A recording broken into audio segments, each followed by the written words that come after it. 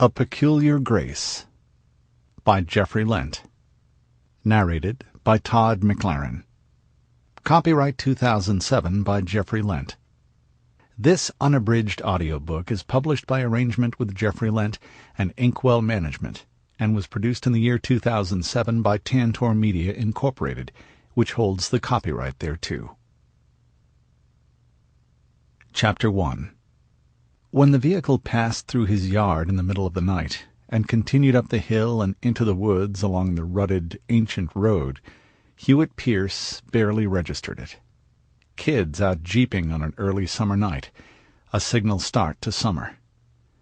What he had no way of knowing were the events unfolding that same night 300 miles away that, once revealed, would alter forever his life of solitude. A second chance. Now, with dew on the new June grass heavy as frost, Hewitt was standing in jeans soaked to his calves, with a second coffee, just beyond the barns among the apple trees.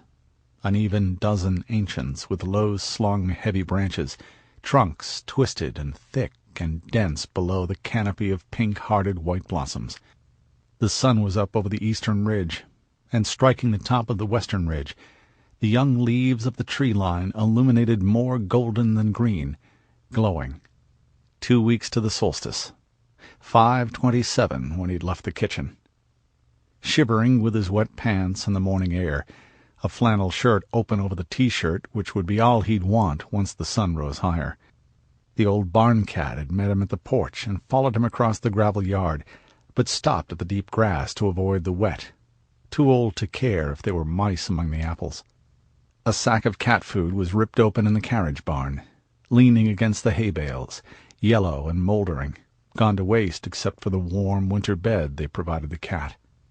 A freestanding brick building was set in the bank that dropped off from the old orchard, his smithy, his hearth, his forge. The drop of the bank sharp enough so the door opened onto stairs that led down 8 feet, deep enough so the building had windows and large double doors opening out the north side. He considered walking over and cleaning the clinkers from the cold forge, and lighting a fire to bank and hold while he went back to the house for breakfast. There was work enough to be done. He swiped the mug out before him, spewing a mist of cold coffee. He just hadn't decided if it was a day for iron. He had no work week or month or pension or retirement plans. All he had was the work he chose.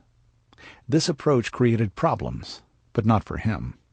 For a time he'd considered having the telephone disconnected, but hadn't. Sample complete. Ready to continue?